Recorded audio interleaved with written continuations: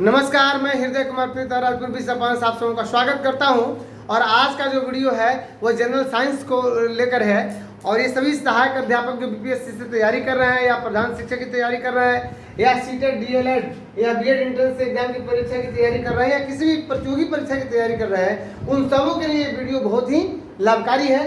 तो आइए और देखते हैं कि जनरल साइंस का जो क्वेश्चन है उसको लेकर के मैं हाजिर हूँ। अगर पुराना वीडियो आपने मेरा नहीं देखा है तो उसका मैं लिंक इसके डिस्क्रिप्शन में डाल दूंगा, इस वीडियो के डिस्क्रिप्शन में। और उसमें आप लोग बहुत सारे वीडियो देख सकते हैं, बायोलॉजी से, हिस्ट्री से, पॉलिटी से, ये बौद्ध धर्म से जो है, या संवैधानिक विकास और भारत का संवैधानिक विकास, इससे रिलेटेड बहुत सारा वीडियो है। उसको मैं इसके डिस्क्रिप्शन में उसका लिंक डाल दूंगा। तो आइए, और सबसे पहला क्वेश्चन है कि ध्वनि तरंगे निर्वात में गमन कर सकती है कि नहीं। तो ध्वनि तरंगे निर्वात में गमन कर सकते हैं कि नहीं, तो ध्वनि तरंगे निर्वात में गमन नहीं कर सकती। किसी वस्तु के द्रव्यमान एवं वेग के गुणनफल को क्या कहते हैं? तो किसी वस्तु के द्रव्यमान और वेग के गुणनफल को हम संवेग कहते हैं, और इसको F से सूचित करते हैं, बराबर होता है m, मास इंटू एक्सेलरेशन। मास मतलब द्रव्यमान और एक्सेलरेशन मतलब हो गया त्वरण, लेकिन इसको mv भी कहते हैं, मास इंटू वेलोसिटी। यहाँ पे जो वेग की बात हो रही है। कार्य तथा ऊर्जा का मात्रक क्या होता है? तो कार्य और ऊर्जा का मात्रक आपको जूल होता है। क्या होता है? जूल। मोमबत्ती के जलने पर रासायनिक ऊर्जा किसमें परिवर्तित होती है? तो मोमबत्ती के जलने पर रासायनिक ऊर्जा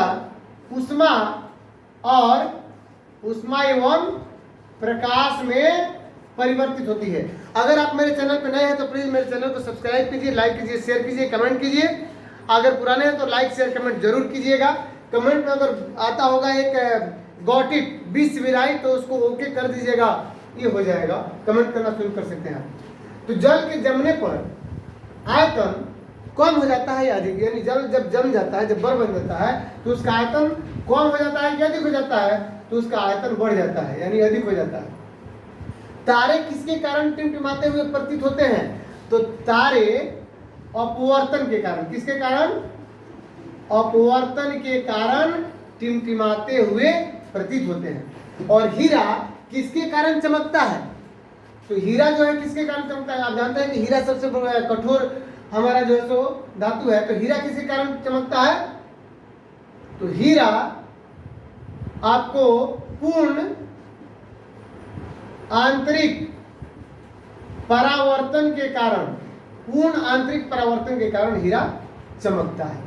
श्वेत प्रकाश कितने रंगों में? चलिए, ये प्रकाश से रिलेटेड है, एक ही बार मैं इसको सोल्व कर दूंगा सबका। जो श्वेत प्रकाश कितने रंगों में विभक्त होती है और इस घटना को क्या कहते हैं, प्राथमिक रंग कौन कौन से होते हैं, किसका प्रकीर्णन सबसे अधिक होता है, ये बताऊंगा। तब तक के लिए हम वायु का बुलबुला जल में किस लेंस की तरह काम करता है? तो वायु का बुलबुला जल में आपको अवतल लेंस की तरह काम करता है। किस लेंस की तरह काम करता है? लिख लीजिएगा। और सारे क्वेश्चन का आप चाहें तो आंसर भी लिखते जा सकते हैं, आप लोग कॉपी में बना सकते हैं कि वायु का बुलबुला जल में किस लेंस की तरह काम करता है? तो अवतल लेंस की तरह। साबुन के बुलबुले किसके कारण रंगीन दिखाई पड़ते हैं? तो ये व्यतिकरण के कारण साबुन के बुलबुले रंगीन दिखाई पड़ते हैं। गुरुत्वीय त्वरण का मान पृथ्वी के केंद्र पर कितना होता है? तो गुरुत्वीय त्वरण का मान पृथ्वी के केंद्र पर शून्य होता है। अब आइए, नाभिकीय रिएक्टर में किसका प्रयोग मंदक के रूप में होता है? तो नाभिकीय रिएक्टर में भारी जल का प्रयोग मंदक के रूप में होता है। और भारी जल का सूत्र होता है आपको D2O, यानी ड्यूटेरियम ऑक्साइड, D2O। तो फ्यूज तार का गलनांक कम होता है कि अधिक होता है? तो फ्यूज तार का गलनांक कम होता है। और 1 हॉर्स पावर कहता है कि 1 एचपी में कितने वाट होते हैं 1 हॉर्स पावर में? तो हम जानते हैं 746 वाट होता है 1 हॉर्स पावर में। आगे क्वेश्चन है आपको कि बिजली का जो तार होता है, बिजली के जो बल्ब होते हैं, तो बल्ब का जो फिलामेंट होता है वो किस धातु का बना होता है? तो मैं आपको बता दूं कि बिजली के बल्ब का फिलामेंट टंगस्टन का बना होता है। किसका फिलामेंट जो होता है वह किसका बना होता है? टंगस्टन का। और हीटर, हम सभी जानते हैं कि हीटर में जो तार लगे होते हैं वो किस धातु के बने होते हैं? तो हीटर का जो तार है वो किस धातु का बना होता है? तो वो नाइक्रोम का बना होता है। किसका? नाइक्रोम। नाइक्रोम क्या है? एक मिश्र धातु होता है जिसमें Na मतलब निकोल और Cr क्रोमियम। आप जानते हैं कि निकोल का आपको परमाणु संख्या 28 होता है, जबकि क्रोमियम का होता है आपको 24 होता है। तो निकोल और क्रोमियम से मिलकर के ये नाइक्रोम मिश्र धातु बनता है, जिसमें निकोल आपको 80% रहता है और क्रोमियम आपका उसमें 20% रहता है। तो इस प्रकार से हम समझ गए। अब आइए हम प्रकाश पर कुछ चर्चा कर लेते हैं कि सवाल है कि श्वेत प्रकाश कितने रंगों में विभक्त होते हैं? तो 7 रंगों में विभक्त होते हैं। और जब किसी प्रिज्म से श्वेत प्रकाश को गुजारा जाता है तो ये 7 रंगों में विभक्त हो जाते हैं और उस घटना को क्या कहते हैं? तो वर्ण विक्षेपण कहते हैं। और ये कौन कौन से 7 रंग है इसके बारे में बात करेंगे हम लोग।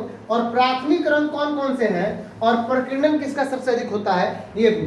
तो सबसे पहले हम 7 रंग कौन कौन से हैं जान लें कि अगर याद रखते हैं VIB GYOR तो 7 रंग आपको याद हो जाएगा। V मतलब VIOLET वायलेट। तो वायलेट मीन्स होता है बैगनी यानी बैगनी कलर। I से क्या होगा? INDIGO इंडिगो आसमानी। B से क्या होगा? तो BLU इंडिगो, यहाँ जामुनी लिख लेंगे, इंडिगो जामुनी। और ब्लू मीन्स हो गया आसमानी यानी नीला। ये नील है एक तरह से, इंडिगो नील भी कहते हैं इसको, जामुनी नील है ना रंग, और इसको नीला कहते हैं। तो थोड़ा बहुत अंतर है। VIB जी का मतलब होता है ग्रीन मतलब हरा। Y से होगा येलो मीन्स पीला कलर। और O से आपको ऑरेंज मतलब हो गया नारंगी रंग।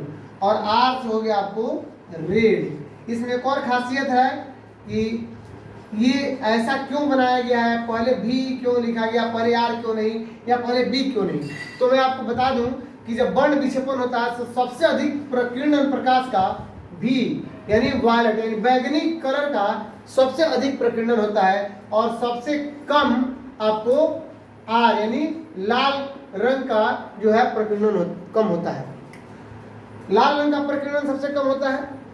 तो प्रकीर्णन का अर्थ होता है छितरा जाना, फैल जाना। तो सबसे अधिक बैगनी कलर का प्रकीर्णन होता है। अब आइए प्राथमिक रंग कौन कौन से। हाँ, इसको चाहे तो मैं आपको बता दूं कि अगर इस तरह याद करते हैं बैजानी पीनाला, तो इस तरह भी आप याद कर सकते हैं। बी से बैगनी, जा से जामुनी, नी से नीला, ह से हारा, पी से पीला, ना से नारंगी और ला से लाल। यही है बैजानी पीनाला, बैजानी यानी नीला, ह पीनाला। तो इस तरह याद कर सकते हैं कि ये आपके 7 रंग। अब बात आती है कि प्राथमिक रंग कौन कौन से हैं। तो अगर याद रखेंगे GRY, तो GRY इसमें देखिए G किधर है तो ये किधर है, R किधर है तो किधर है, और Y किधर है तो यहाँ पे है। यही तीनों प्राथमिक रंग है यानी G मतलब ग्रीन, R मतलब रेड और Y मतलब येलो यानी हरा, पीला और लाल, ये आपके प्राथमिक रंग है। तो बने रहिए मेरे वीडियो पे।